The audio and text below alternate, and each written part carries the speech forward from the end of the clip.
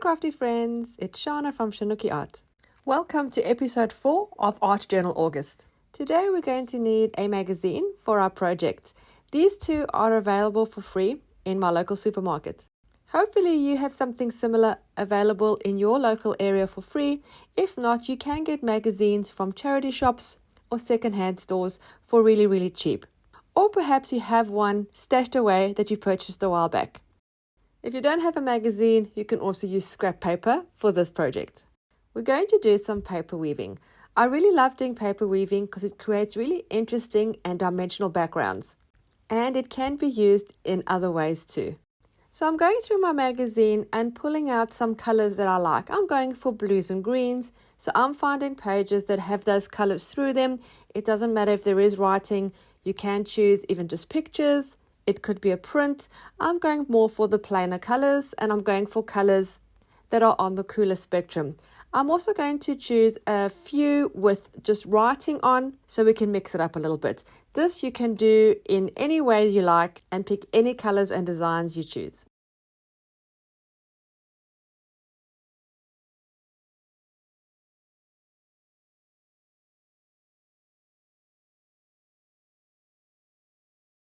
You're more than likely going to choose more pages than what you'll need. I don't think this is a bad thing because then you'll have variety and choice when you're actually doing your paper weaving.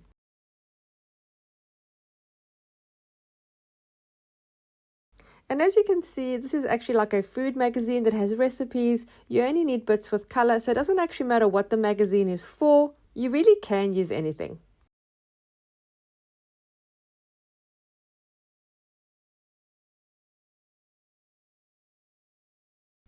Once you've selected all the pages that you want with the colors that you want to use for your project, we're going to start tearing this into strips. Your strips can be as thick or as thin as you want. Mine are roughly a centimeter. And you will notice magazine pages, like all paper, have got like a grain, is what I call it. So sometimes if you tear it horizontally, it tears really well, but if you tear it vertically, it sort of rips. So sometimes you'll have to find which way is the best way to tear it. It doesn't really matter. If you are going against the grain while you're trying to tear it, you can just sort of do it a little bit slower and it still will tear. You'll just find that it's easier to make a nice clean strip if you're tearing with the grain.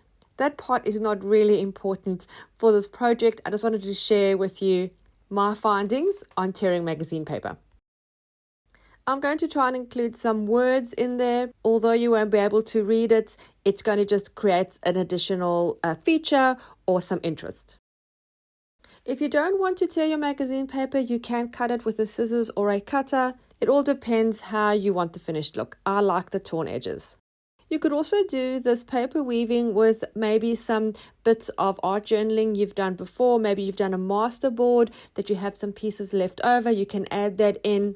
Just go through your stash and see what you can find that's interesting and in the colors that you want, and you can pop that into your paper weaving. I'm using just magazine papers for mine, but what you do with yours is totally up to you.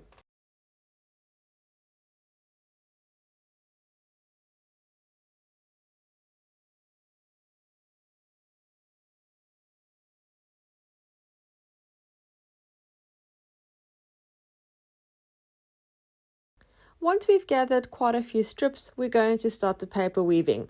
Now this is probably going to look a little complicated in the beginning, and it is a little sort of fiddly when you start, but once you get the hang of it, it's actually pretty easy. So lay your strips down roughly how you want them, horizontally and vertically, maybe alternating the shades or colors. Just get a rough idea of where you want each piece. It is likely this part will change, but it's just to start off and get a starting point and an idea.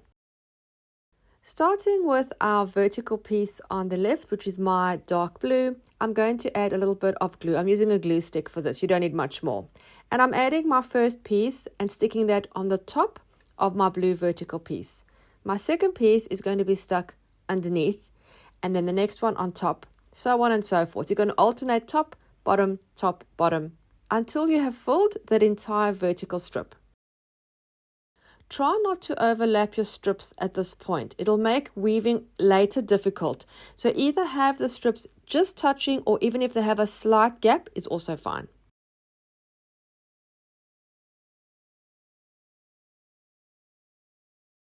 We're now done with all the horizontal strips. We're now going to add in our vertical strips.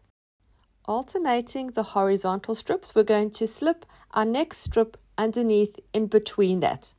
So we're putting this vertical strip under every second one or every alternate horizontal piece. It's hard to explain in words, but you can see what I'm doing in the video. And we're going to continue this with each of our other pieces, alternating again so we get that weave effect. As you can see that mine is a rather small piece of paper weaving. If your strips are longer, it will be bigger. Make it as big or as small as you want. If you're finding your colors or designs are too busy, you can put in a few strips of plain white paper or just text paper like from an old book, just to sort of soften it up a bit. You could also add in just one pop of color. For example, I could add one strip of bright pink in this just to make it different or to make it stand out. Go ahead and try anything you want. And just a reminder, we're not looking for perfection here. There is going to be some overlap, there is going to be some gaps, and it's not all going to be even. It's going to be a little bit more rough and ready. I personally like it like that. If you want it a bit more perfect and more measured, you could then measure each strip to be exactly the same size and work a little more carefully when you're doing the weaving to make everything aligned. I'm quite happy for it to be a little bit lopsided, uneven, and with gaps.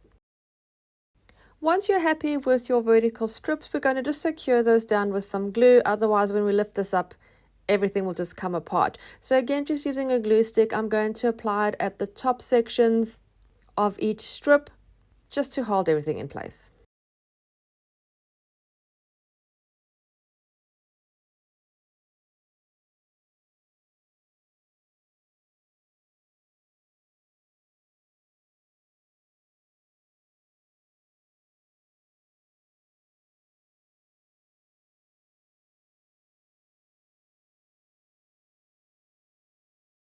And that's our piece of paper weaving. Now we're going to add it to our art journal and work with that as part of our background. Mine I've made slightly smaller so it only fits sort of on the one side of my spread. Otherwise I find it'll be a little bit too busy if the entire background was paper weaving. And I'm going to stick this down onto my page with some Mod Podge. Again, you could use craft glue, gel medium, probably even your glue stick at this point, because we're not going to be adding a lot of watery medium above this or on top of the paper weaving. I'm putting mine down at a slight angle just for a point of difference, and then I'm also going to add some Mod Podge over the entire paper weaving just to protect it and keep everything in place.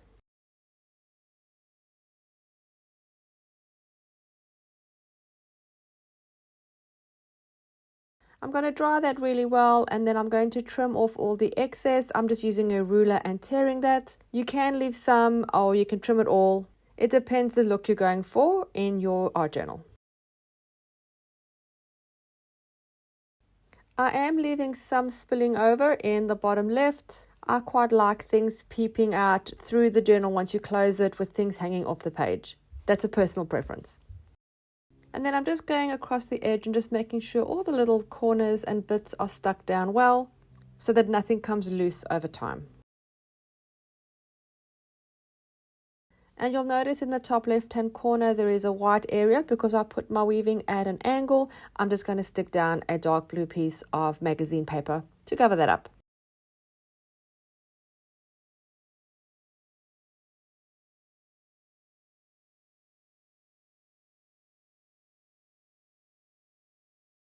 And now I'm going to add my gesso. I'm using quite a wide flat brush for this one, and I'm concentrating mainly on the edge of my paper weaving where it touches my plain paper. This is to try and blend it in so it doesn't look like just paper weaving stuck down. I'm then also adding gesso over some of the paper weaving to lighten it all up, to blend it in and to push everything into the background. Some more gesso over the clean page on the right to lighten everything, and also I'm going to probably add some paint medium, so I want that to sort of have some kind of a primer. Otherwise it'll just go through the page and it'll probably tear.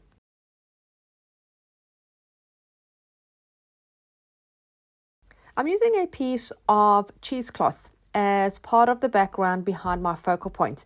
I love adding cheesecloth in a lot of my projects because it's very light and soft, but it actually creates really great texture and dimension without it being too much in your face. I don't keep my piece of cheesecloth just flat. I do pull at it and create frayed edges, and it sort of does make it be a bit more structured so it's not quite so flat. And then on top of that, I'm going to add some strips of the magazine, the same colors that I used for my paper weaving, and that'll be as part of my focal point to make that stand out. I don't need to stick my cheesecloth down. Any glue that I use on these strips will filter through and will stick everything down to the back page. So using my Mod Podge again, I'm going to stick down my strips. Again, not straight, they're going to be a little bit all over the place, uneven and not centered.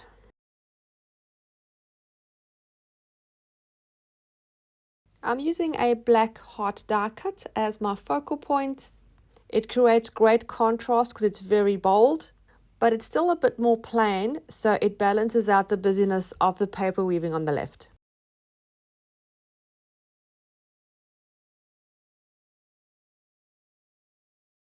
I'm also going to add a sentiment. I've just found the one that I like, and I'm just seeing where I'm going to place it. So I move it around on the right hand side and see where it looks best.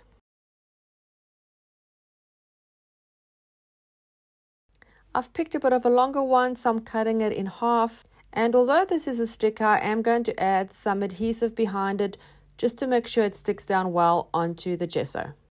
I want to bring a little bit of black into the left hand side to create some balance. I don't want it a lot or too loud. So what I'm going to do is I'm going to punch little hearts which match my focal point hearts, and I'm punching them out of the black paper that is similar to my focal point, and I'm going to scatter those over the paper weaving, and I think that'll look really cute.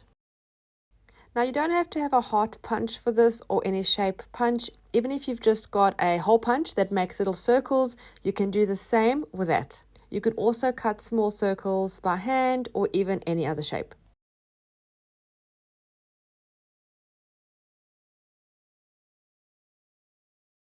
I want to add a bit of a bright color just for some contrast. I'm using a lime green acrylic paint and just using a small paintbrush. I'm going around my sentiment. I'm making it quite watery and leaving some of that color to run down over that white area. You can pick a bright color from the paper weaving you've created and do the same. I'm also going to do some lime green splatter over the weaving area. This will enhance some of the green that I've used in my strips.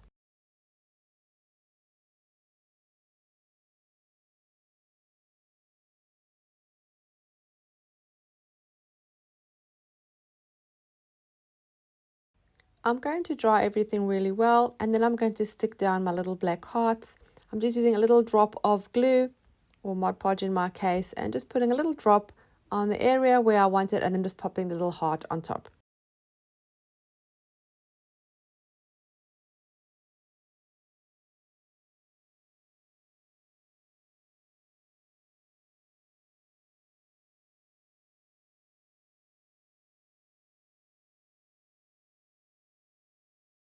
With my black fine liner pen, I'm going to go around my sentiments just to make those stand out a little bit more.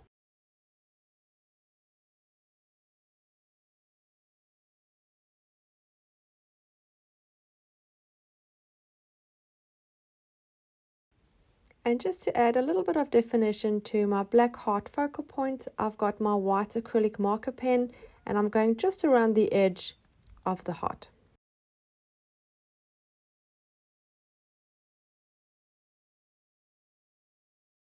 If I press the nib down of my acrylic marker and give it a shake, some of the acrylic paint comes out in little splashes, so I'm just doing that in the bottom right hand corner. It's a bit of a defect of the pen, but I like using it.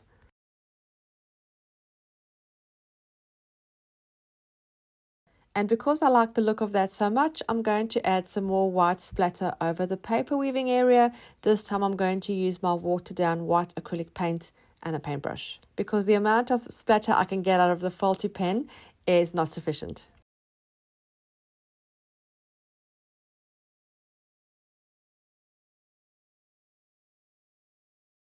I hope you enjoyed this episode of Art Journal August, where you learned to do some paper weaving and combine that into your art journal page. Thank you so much for taking the time to watch. Don't forget to subscribe and hit the little bell so you're notified every time I upload new content. Happy creating. Bye.